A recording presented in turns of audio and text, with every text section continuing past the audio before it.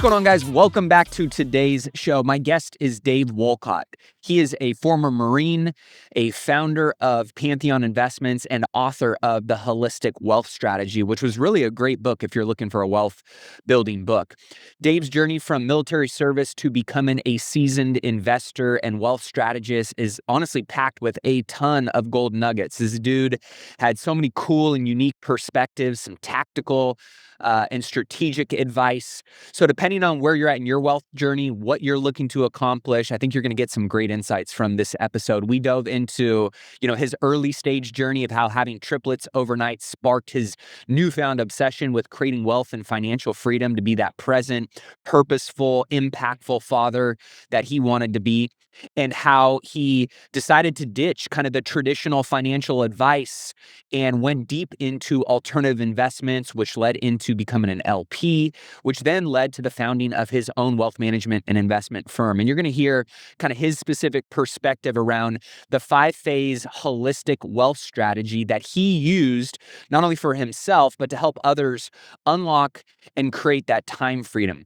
to unlock purpose, to unlock location freedom, and his unique perspectives around that. He also talked about, kind of his philosophy on mindset, financial literacy, and building that dream team around you to create sustainable wealth long-term. We talked about some practical tools and strategies and philosophies that he uses, that many of his top 1% clients use, that you can apply to your own journey wherever you're at. So if you're somebody who's, ever felt the traditional work hard, retire at 65 path just isn't aligned with you, then I think you're really going to enjoy this episode. He also shared his thoughts around life insurance, around oil and gas, around multifamily, around a lot of different alternative asset classes, whether he's bearish or bullish on the market and what's ahead, not only to close out this year of 2025, but really more so looking into 2026. I always love to get a pulse from people who are on the front lines with, big investment reach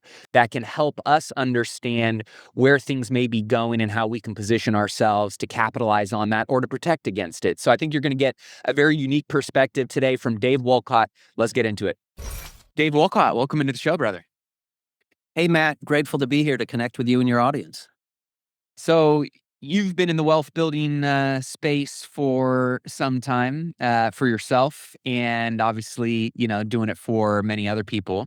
I know that you're somebody that subscribes to kind of the idea of holistic wealth planning, which I'm always curious to hear kind of your version of what that means. But maybe just kind of take us back to where your entrepreneurial journey began.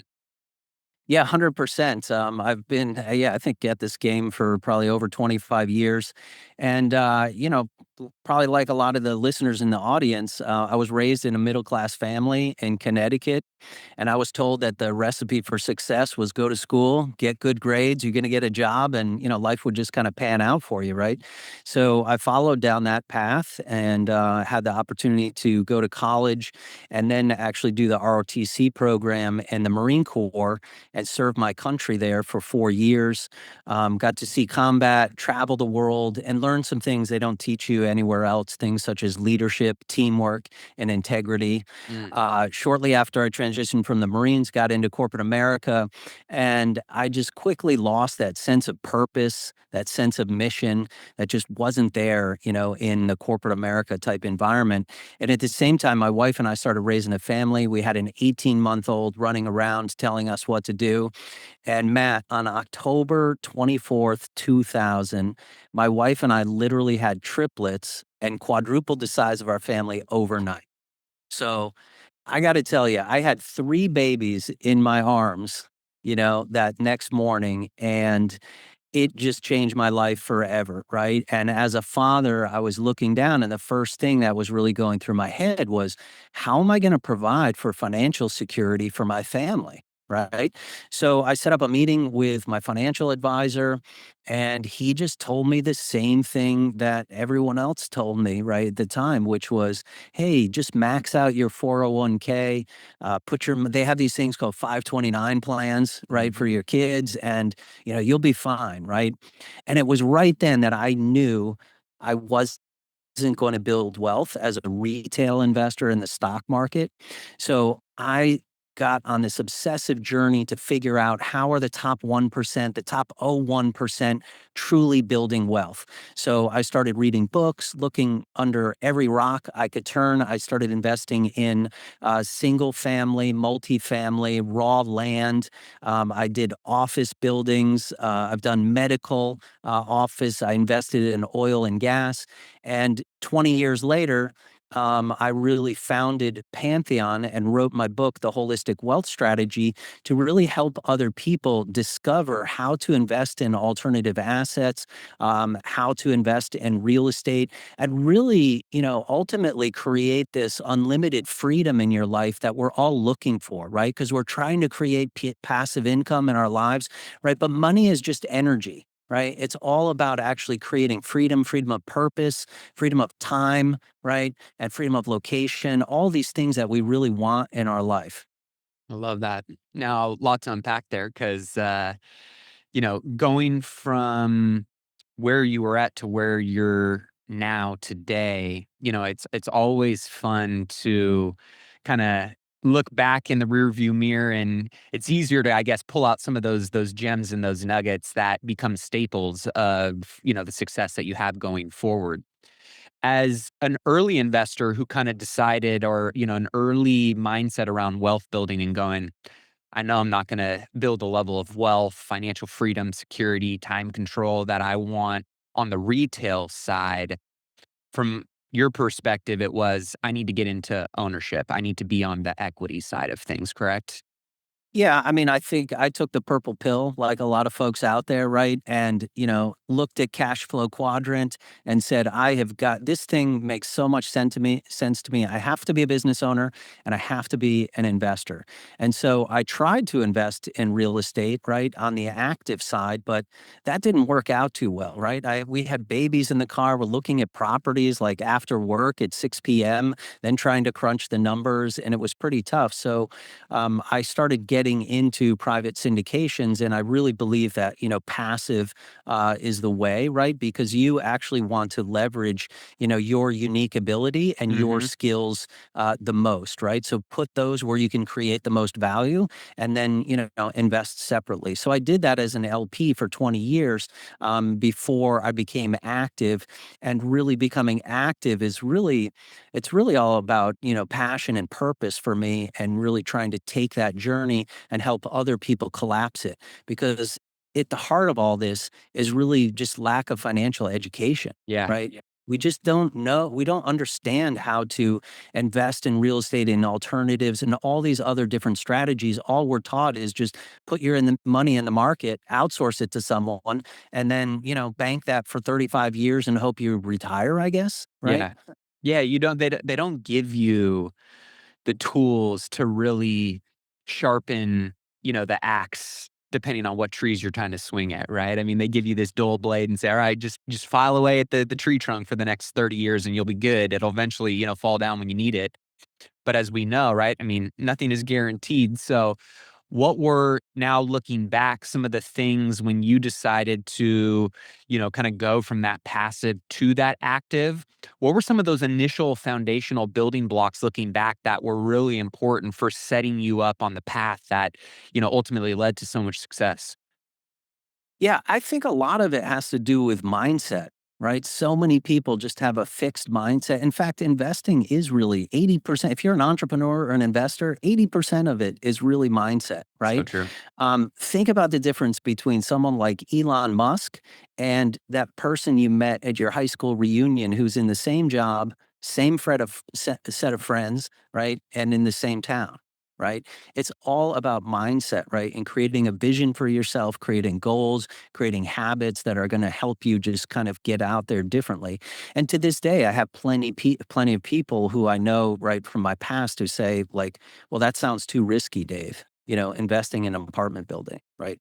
Okay, how is that risky besides, jumping into Nvidia or the next latest thing, stock pick that you hear, right? And I really approach this, Matt, from like an entrepreneurial type perspective, right? I started crunching the numbers, doing quantitative data and things, and saying, okay, the general advice is to defer taxes. right? So you put your money in your 401k, I'm going to defer taxes. That's great. That's what everyone does. That's what everyone knows. But just think about it, right? That's the one thing I'm probably certain of in life is that taxes are going to go up in the future, right? And wouldn't it be smarter to actually pay taxes on the seed rather than the harvest, Mhm. right? So I literally built a 401k exit calculator and went through the math and said, hey, if I can get into an asset like, let's say, multifamily real estate, where I can drive passive income, tax efficiency, and have forced appreciation and make, a 20% return and keep compounding that over the next 20 years, I mean, that is going to yield over 2 million versus if I just leave it in my 401k, and it's probably going to make 7.5% over the long haul. And then I'm going to have to pay taxes, fees, and inflation on top of that. So funny because one of my early mentors always told me, he goes, everything's just a math equation, right? But most people don't understand the math equations that they're trying to solve for. They know what they want and desire, but like the math equation and the mechanics of getting there, people don't have the support oftentimes that they need. And that's where obviously conversations like this start to become extremely valuable.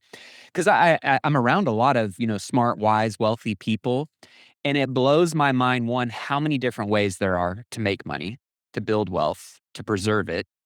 And it also blows my mind how unsophisticated still so many ultra wealthy people are because they, got rich in a business, but all of the other ways that you got to protect and preserve your capital, it's pretty complicated, right? I mean, the system is that's why you have a job. That's why so many financial advisors and wealth managers, have such great values because it is a very complicated landscape. But if you can lean in and continue to sharpen your pencil, put more tools on your tool belt, build that confidence, get more reps in the game over time, you really start to understand how to play the game at a higher level to solve for whatever it is that your, lifestyle is looking for, right? I kind of like equate it to, the first time I sat down to play Monopoly or chess, I was like, I don't know what all these pieces do. Like, how do they move? What's the strategy of this? By the 100th time I'd played those games, I'm like, oh, I know what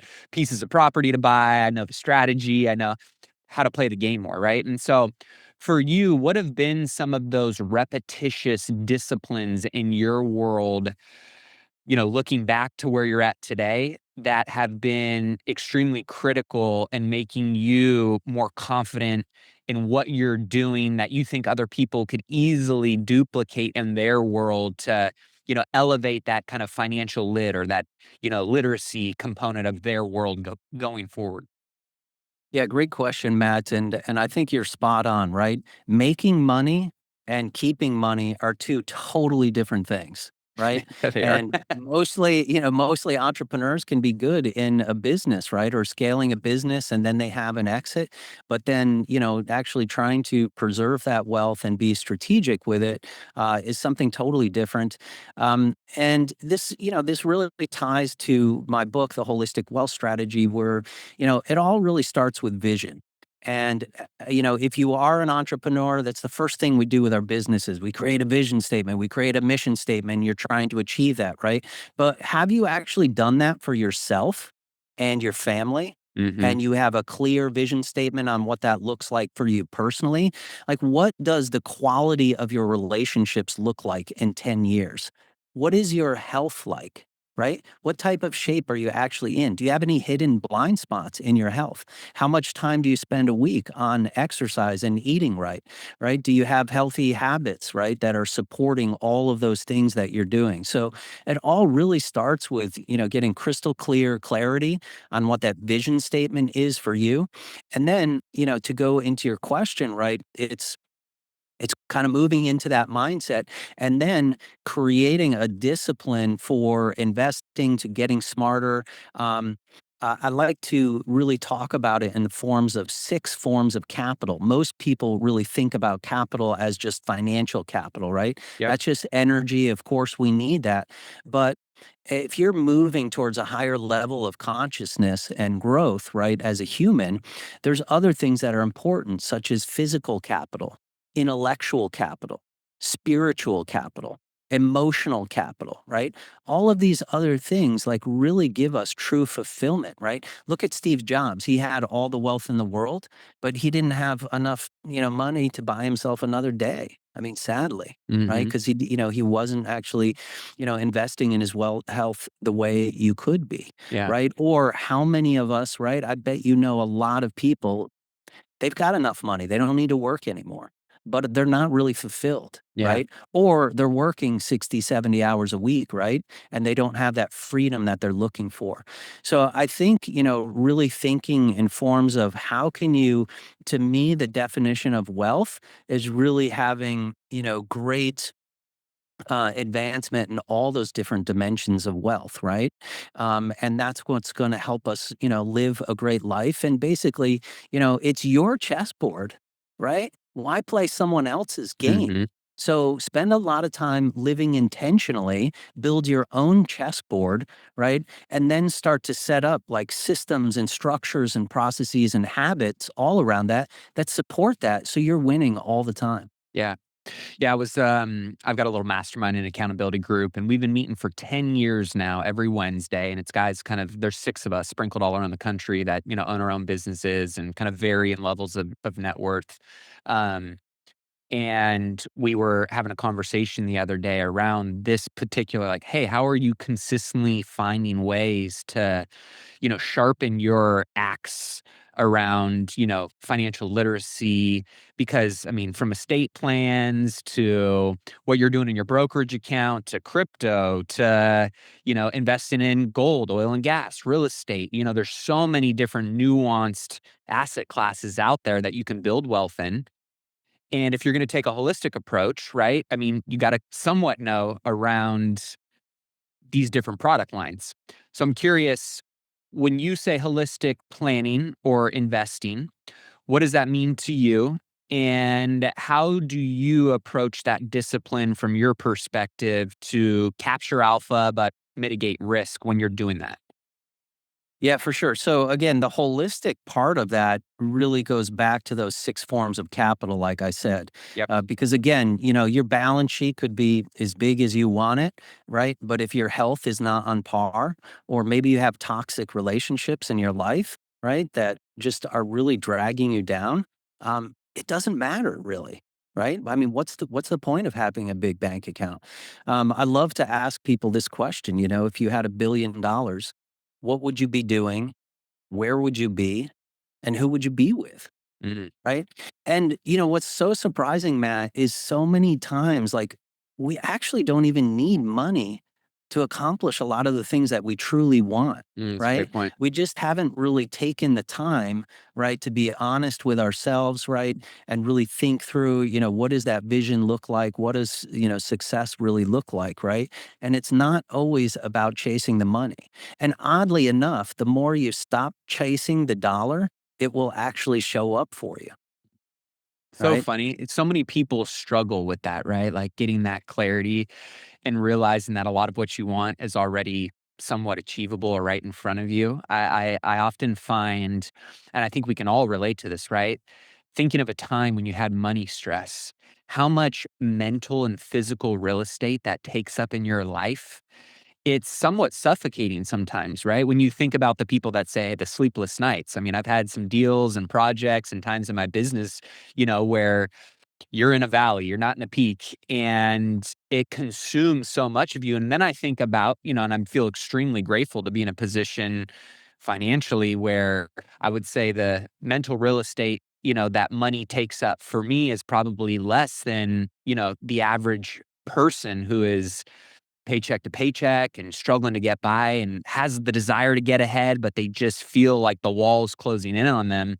And when you don't have that mental real estate to really dream, to get vision, to think in abundance, it's hard to find a path forward of going like, man, I got to go from here all the way over there. When really, if you were to take a step back, you're like, no, there's actually a bunch of little stepping stones you can follow that'll get you there. It's just more sequentially, right? And so I'm curious, what do you subscribe to with maybe your own investment philosophy around how that looks like for you, or how you encourage people to think about that for themselves when they're looking at, hey, I'd love to be here. but I'm here. How do I navigate and create a game plan and a roadmap for executing on this? Yeah. So, bar none, Matt, the single biggest, greatest asset you have is yourself, right? Anytime I invest in myself, whether that's my mindset, being in masterminds, increasing my education, my intellectual capital, right? Spending time on my relationships that really count, right? Investing in myself, that's when I see a 10x, 100x type return. And people have to do a lot of deep work, right? I had a great guest on my show. We have a podcast also called Wealth Strategy Secrets of the Ultra Wealthy.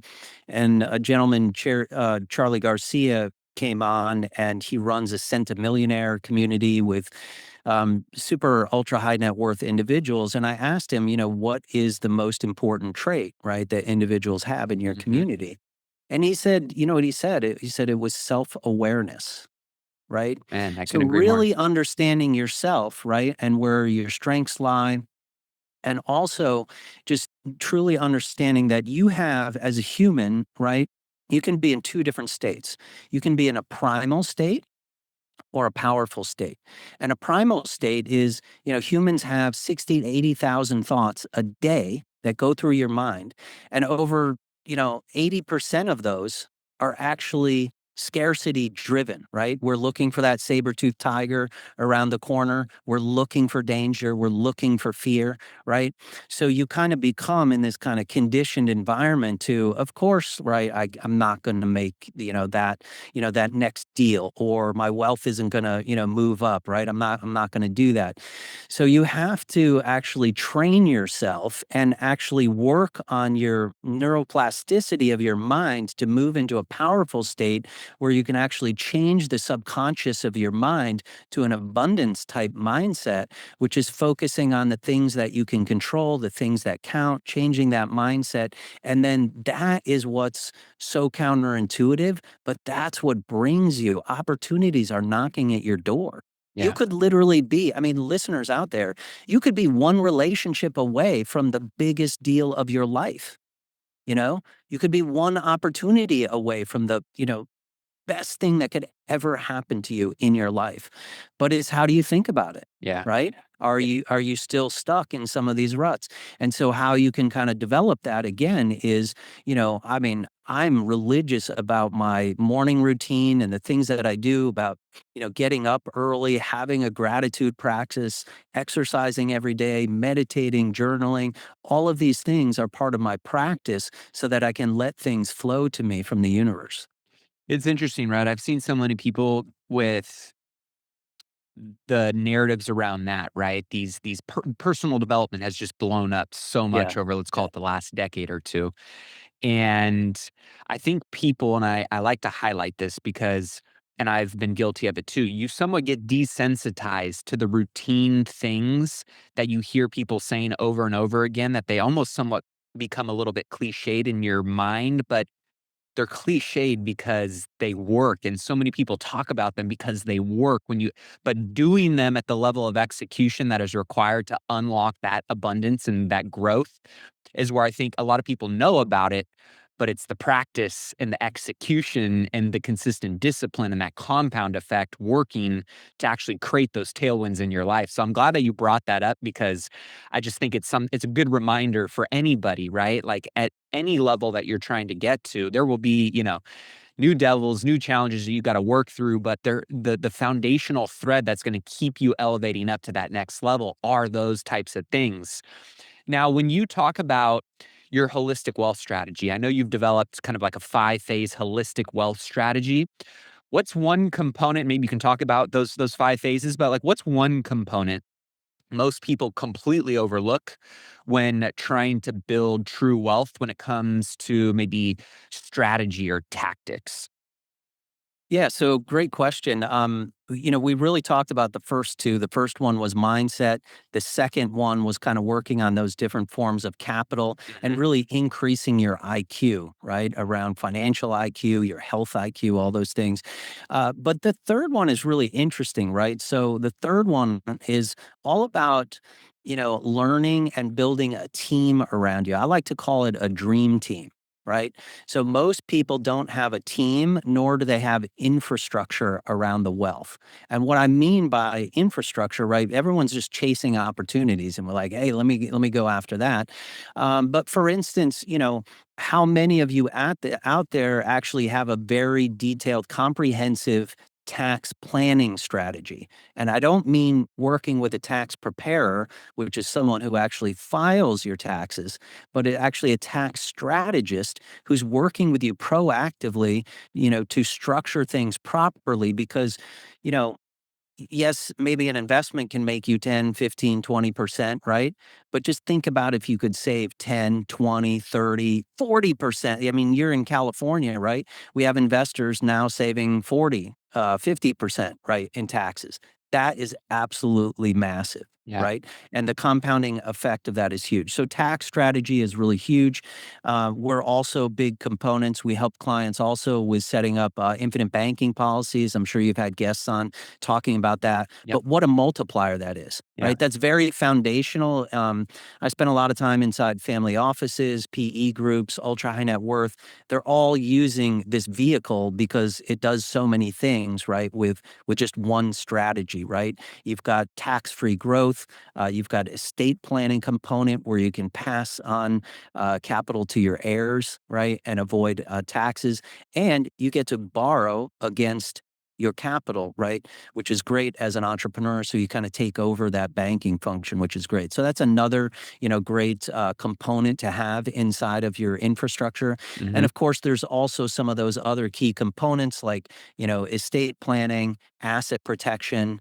I mean, sadly, we have so many clients who, frankly, just have some blind spots in their entire strategy. And can you imagine how hard you've worked, no matter what your net worth is today? Can you imagine if that was wiped out by, one lawsuit or something that's coming? Right. So you've got to also be, playing defense hard as well. What would you say is, and maybe you can expand on the blind spot, right? Or just, I'm sure you see a lot of people that are making good money, maybe have built or amassed some decent wealth. What is the biggest blind spot or trap that you see even smart entrepreneurs and investors like that falling into financially?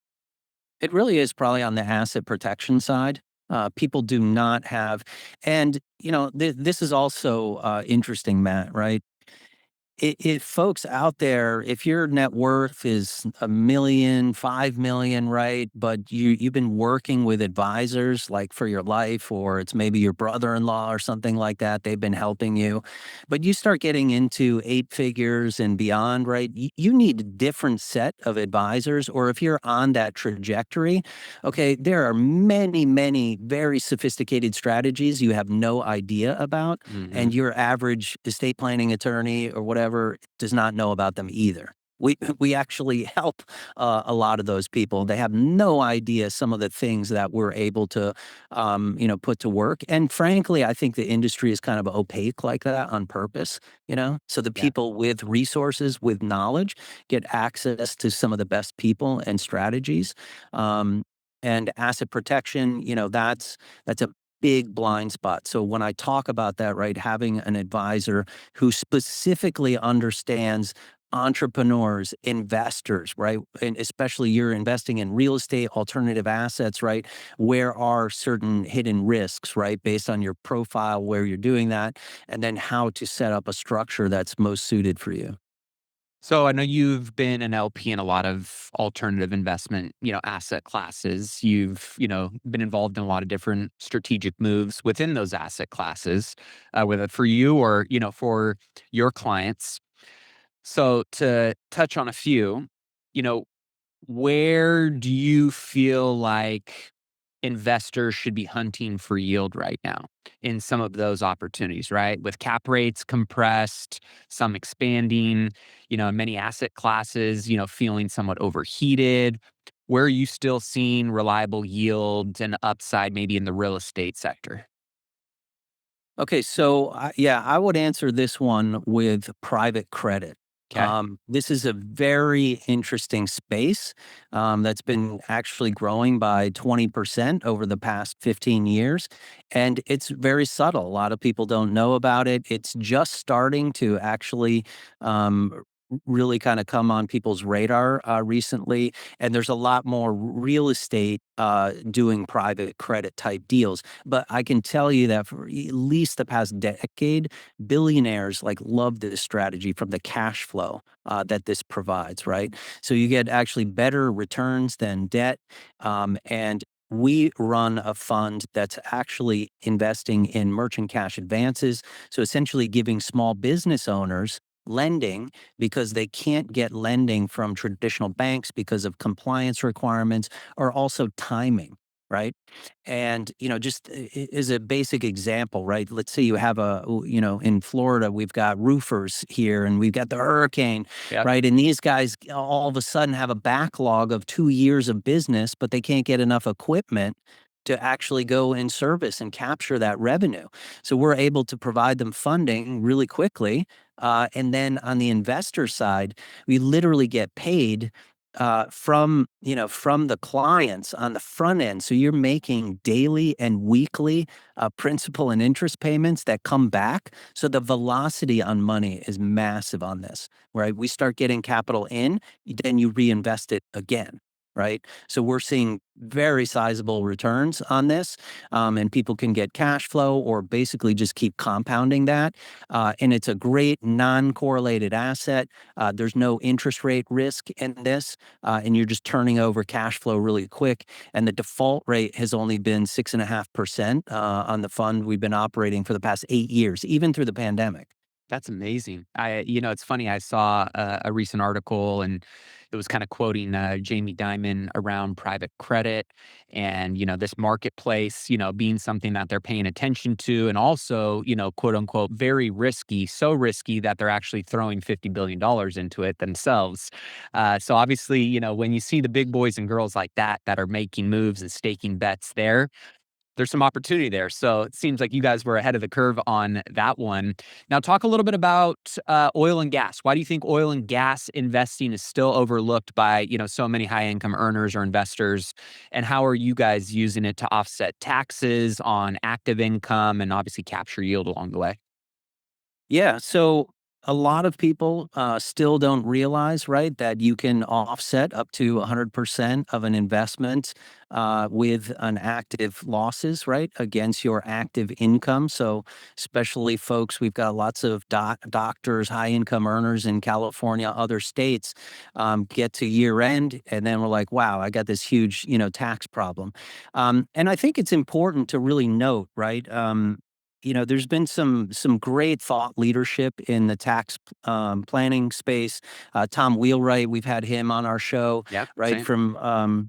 from Robert, and it's really about partnering with the government, right? And when if you can actually understand that the tax code is actually a series of incentives for business owners and investors, and when you understand that, you can partner with the government and then actually get better incentives. So the oil and gas industry has been like that since actually the Reagan era, where we can get these incentives because it supports our nation's GDP, national defense. I mean, you name it, right? In terms of energy, so we really like the energy space because again, it's non-correlated to the stock market. It doesn't matter what industry you're in, where you live in the world. Uh, Basically look at the macroeconomic fundamentals, right? It's very strong. The one caveat that I'll put out there is definitely do your due diligence, right? It is a different market than the real estate market or other traditional assets. There's a lot of smaller firms or maybe one whole type wells. So you want to be working with a very experienced institutional quality operator Hmm. that has existing production. You can tap into that. You can get not only the tax benefits, but you can get a very nice return. Also, do some diversification. Yeah. Yeah. I know there's been a lot of groups out there that are, invest in this, and it, from a surface level sounds great on the oil and gas front with all the, benefits that you just noted. and they're, tapping a new well, and maybe it's not established yet, or they don't have the track record, the institutional backing. So those are some good things that you highlighted there on, how to maybe do some due diligence, mitigate risk along the way. What's one asset class you're not touching right now, and why? Well, as much as we love real estate and multifamily, frankly, we've been on the sidelines for a while, right? Have we hit the bottom, right? I think it's a little bit debatable. I think we're very close, but I don't think investors really have the appetite, to jump right back into multifamily. I think a lot of people have been hurt, in commercial real estate overall. I mean, even in office, right? If you were underwriting deals in 21, 22 using floating rate debt, that's the elephant in the room. And a lot of those deals are coming through today. And, a lot of people are in trouble, even really experienced operators, Yep. people with great track records. So we've been very cautious there, but we're looking at other things like our latest real estate. We actually did a medical office building earlier this year with a private equity group, and we're only working with institutional quality operators that have a large balance sheet. So if anything goes wrong, they're able to, come in and kind of save the assets. And they have a lot of resources, right? But we're looking at, I think unique niches in real estate right now, where again, you've got really strong fundamentals. Yeah, and maybe I'll flip that question on its head. Where do you see some opportunity, or what are you guys paying attention to that you are liking right now on the real estate side? Well, again, yeah, I would say, we're liking the medical office space. That's really nice. I think there's probably going to be some opportunities in industrial. I get mixed results on self storage. Mhm. Quite frankly, I think some self storage operators are kind of in a similar boat as multifamily. But as we know, a lot of things are dependent on the market, Yeah. right? And which market exposure you actually have. Um, but, this kind of goes back to an earlier question you had, which was really a great question, Matt. It's like, what really processes or discipline are you creating around your investment, your investing thesis? And it's important for investors to understand that investing is a process. Yeah. Okay, so if you get caught up in kind of chasing the latest trend, or I got to get into, everyone wants to jump into crypto now, I want to get on the bull, right? And this, if you look at the statistics, I mean, whatever, all the quotes from Buffett, I mean, you name it, it's right. Everyone constantly makes the mistake, right, of jumping in, at the wrong time when there's exuberance, right? But if you create basically a process of investing where you're investing for fundamentals, and this is how family offices are doing it, right? They're investing for 10 and 25-year horizons, regardless of who's in the administration, what interest rates are, right? And if you can buckle down, a great business plan for that opportunity that's going to last for the next 20 years, you don't have to play this emotional game of, Yeah. this happened, that happened. You might have to pivot here and there, but not to the extent that people are today. I Yeah. mean, Yeah, I gotta echo, just because I've got, some of my portfolio that I own and operate is, my medical office buildings have been total winners. Demand has gone nowhere. Stability of the assets and, the upside that we've captured in them been phenomenal. Those I don't see going anywhere anytime soon.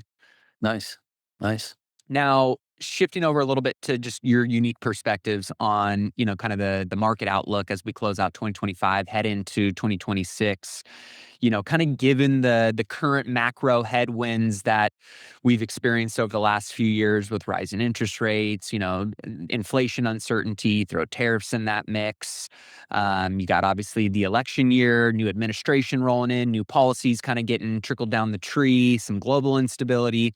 What's your current outlook on the markets, and where are you either repositioning or, kind of staking bets? Are you bullish, bearish? What are your thoughts? I'm very bullish. I Love it. think. I think in the next 12 to 18 months, we are going to see a surge the likes we haven't seen before in a long Beautiful. time, That's what I right? like to hear. And I do believe that, the current administration is lining some things up for that. I mean, the government cannot afford to service the debt, right, that we have right now. So they're going to be forced really to make interest rate cuts. A lot of other countries are way ahead of us on there, whether that's Powell or his replacement that comes in to do that. So I think that's going to create a lot of liquidity in the market, right? That's going to drive really all asset classes. Now, the flip side of that, right? What's a danger zone, and people like Dalio are talking about and really Yeah. harping on, is inflation, and truly, what it really is, Matt, is debasement of fiat currency is really what's happening, right? So it's really important for investors to know that in the cycle is like, the cost, you think your primary house has gone up in value. It hasn't. It's just that the dollar buys a lot less today, Yeah. right? So how do you hedge that, right? You get into assets like real assets, like real estate, because think about it, you're using debt to pay off, the loan with future dollars Yep. that are going to actually be worth less over time, right? So it's a great hedge against inflation to be in that. Um, Real assets, we definitely believe in real assets, to be able to support that. And I think people should, if times are going to be exuberant here, just don't get ahead of yourself. Don't get ahead of over your skis, right? Because that's what's happened to some people in the multifamily space, and do some prudent things. That's why we like that, infinite banking, right? Setting up that is really prudent, where they've been paying returns since the Civil War. Right. They haven't missed any dividends, right? If you work with mutual insurance companies. So create some protection in your portfolio, create some flexibility in your portfolio, and also minimize, we want exposure. Wall Street talks about diversification like, okay, we're going to do this 60-40 split, and you're going to go into 100 different equities and average that out. Well, we want to talk about diversification, right? Like Tiger 21 does, where, you actually have real estate, we have private equity, we have businesses, right? We have other asset classes that has true diversification, different operators, different markets, different business plans. That way you have no one single point of failure. Beautiful. Now, as we wrap up, I always love to know what would you say is your, favorite or most underrated book that has, kind of been a foundational building block for you in your career that you still feel holds true today that others might be able to tap into? I guess the one that comes to mind at the moment is really 10x is easier than 2x. Mhm. Dan I've said that on Sullivan a and couple Ben Harney. podcasts myself recently. Yeah. Yeah. No, I know Ben. I know Ben. I've been in strategic coach for almost 10 years. Okay, So nice. I know Dan really well. I know Ben well. Ben Hardy, like if you're looking for someone to follow around mindset, around growth, his work is just extraordinary. It really is. It will really take you 10x and beyond.